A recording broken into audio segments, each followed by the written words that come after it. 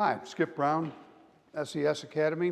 This would be part 3, lesson 7 on the third part of our motor pump controller.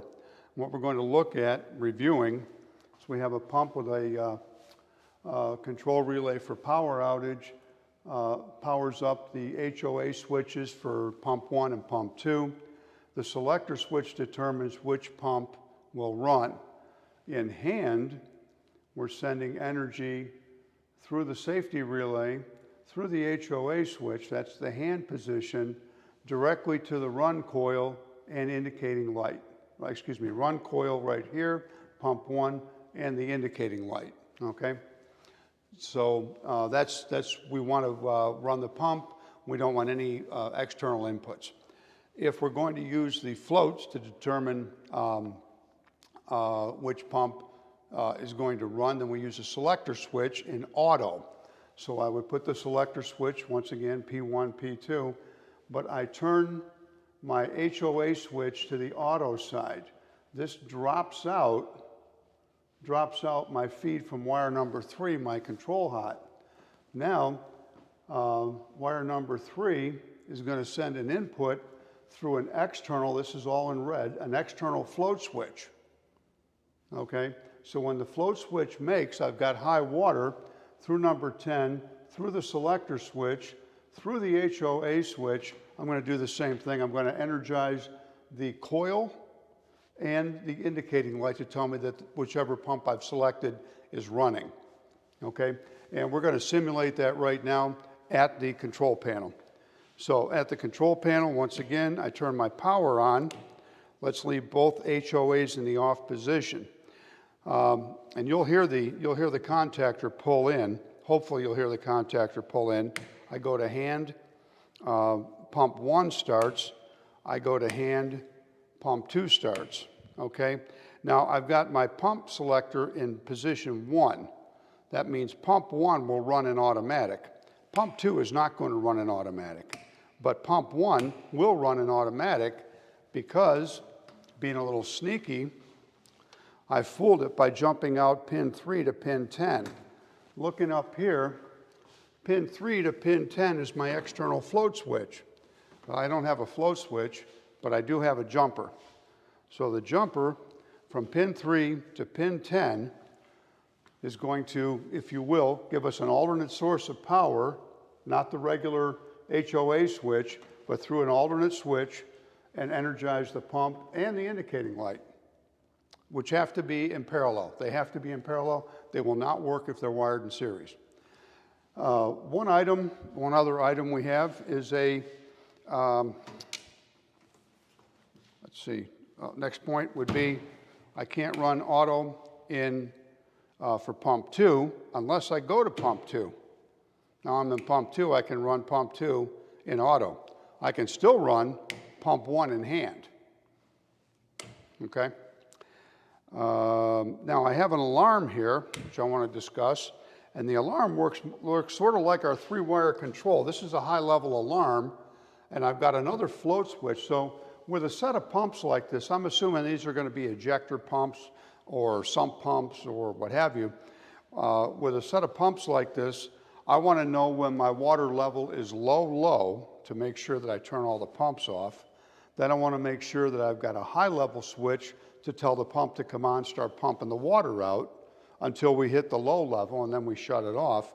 We also have a switch above the pump start level. We usually call this our high level switch. It'd be like switch 1 HH, for instance, okay, high. And that is going to be a high-level alarm. In other words, I've got water coming in faster than I can get it out. I've got an alarm. I want to sound an alarm. I want to let somebody know we have a problem. Our pumps are not doing the job. So I'll jumper 3 to 4 here, and the alarm will come on. The horn's going to come on, okay? And while the horn is on and I get to the panel, I want to keep the panel energized, but I don't want to listen to the horn all day long, okay? The horn sounded, I got that. Let's shut the horn off, but we'll keep the panel energized so we can troubleshoot it. So this is sort of like almost a 3-wire control. 120 volts is applied across the float switch and onto pin 4. Pin 4, through the normally closed relay, energizes the horn. Okay? It also, then this is a normally closed contact on the horn control relay. So being normally closed, whenever I've got voltage on pin 4, I'll get current flow through the horn, a lot of noise. I want to shut the horn off, but I want to keep energy, and I want to keep this float switch operational.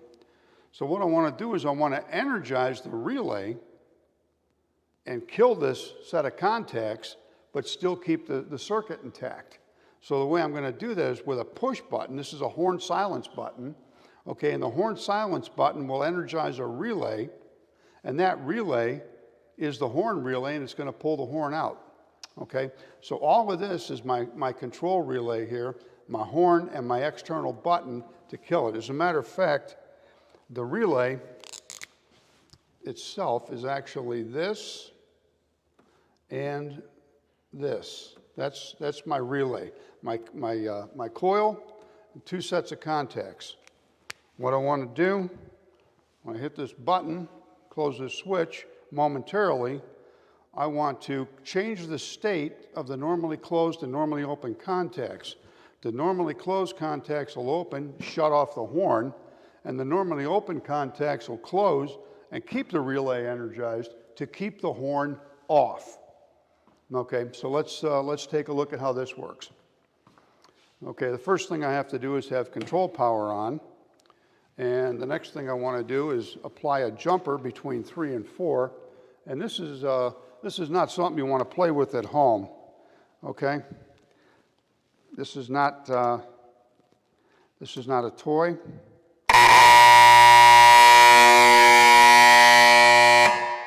There we go. So we had the horn energized.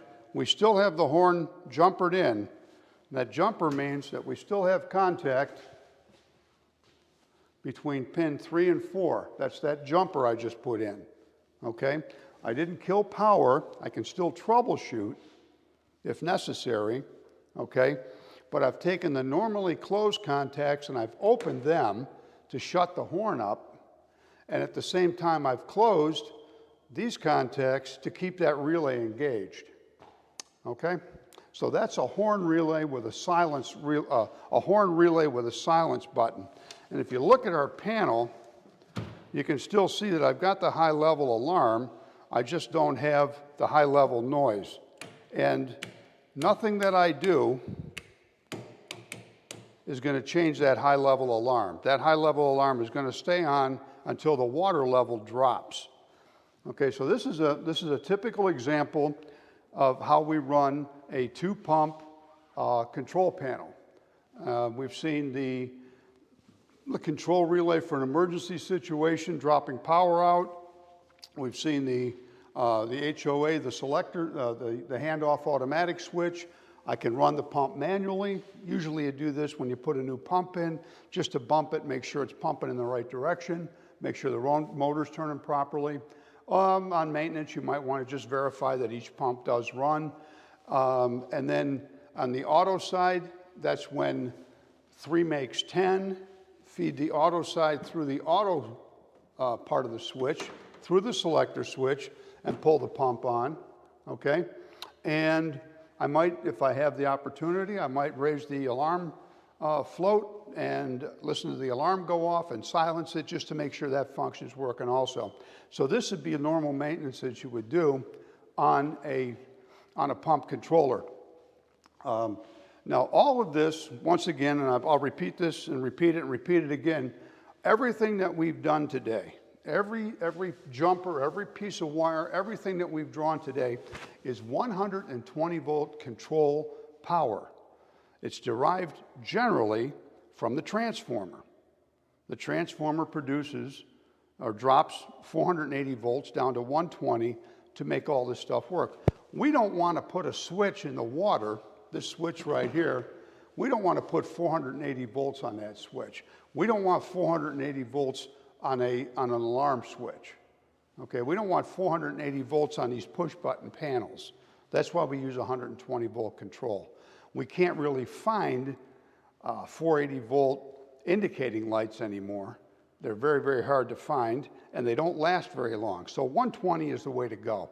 The reason we don't go with 24 volts is because some of this field wiring might be so long, it might be so long to these float switches that we would get a voltage drop at 24 volts.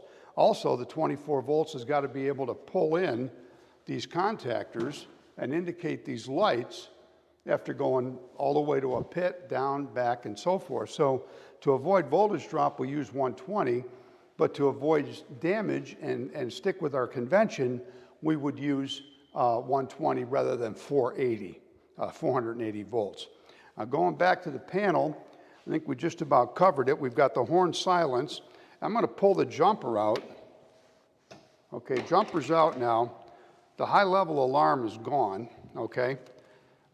Kill power, put power back on, and I can still go hand. I can go auto with lead pump 1, hand with pump 2, but I can't go in auto with pump 2 unless I have the selector in the pump 2 position, okay? Now, a couple other things that we notice on the panel itself. We've got a main here off on, okay? We didn't even need to put that on because we've used the All-American extension cord to create the 120 volt power. So we've never really had 480 volts coming into the top of our disconnect. These are nothing more than circuit breakers. Each one of these pumps has a circuit breaker, then we have a contactor, we have an overload block, okay? This is my 480 stream right through here. With the exception of the transformer primary at 480 volts, everything on this side of the panel is 120, as I say, besides the high voltage side of the transformer. And the transformer primary is going to be fused, and these fuses are going to be very low current fuses because we don't draw much current on the primary. So these fuses, these are the primary fuses, and they're 1/2 of an amp, okay? Looking at the panel, always kill power when you're playing with fuses. Looking at the panel, these 1/2 amp fuses are going to go in here on the primary side of the transformer. And generally, you can tell 480 fuses because they're polarized and they're a little stiff to get in sometimes. But these are my 480 fuses right here, the yellow ones. Now this green fuse, this is my 120 volt fuse. If you notice, that's connected to the extension cord. I took the transformer out of the circuit completely. So I put 120 through this fuse onto wire number 2, which through the relay gave me my power. But the 120 fuse is only a 1 amp fuse. So this total circuit, everything we're doing with lights, controls, and so forth, the entire circuit is only drawing 1 amp, okay? We still use 14 gauge wire. It's another convention. We use MTW wire, machine tool wire, because it's a very, very highly stranded wire. You notice this conductor I'm looking at right here, there's a lot of strands in here, a lot of strands, which means that the wire is going to survive vibration much longer than a wire that's only got a few strands. They'll tend to get stiff. So it's extremely flexible, durable wire, machine tool, MTW, machine tool wire, which is also a TW. It carries a TW rating also. So MTW for your controls inside the panel especially. Usually exterior wiring will be 14 gauge building wire, THHN, stranded copper. Let's see, the other point we wanted to talk about was the convention of, I'll get the extension cord out of here. We always want to put the panduit covers back on here and make this thing look like an electrician was here. So anyway, the panduit covers, they simply snap into place, makes for a neater looking job. When the breaker trips, we've got a short circuit. That's our short circuit protection. That's a fault. That means we got 480 going to ground. When the overload trips, that means the pump is probably jammed up, or it's getting old, drawing too much current, what have you, or maybe it's running dry. If you have low water level and the pump still runs for whatever reason, that's a good reason for the pump to go out on overload. Now, these buttons right here are the reset buttons. If one of these goes out on overload and cools off, we clear the problem, we understand what's going on, we can reset this, and the new OSHA codes, the new ANSI codes say that an operator should not have to open up a panel to reset a motor.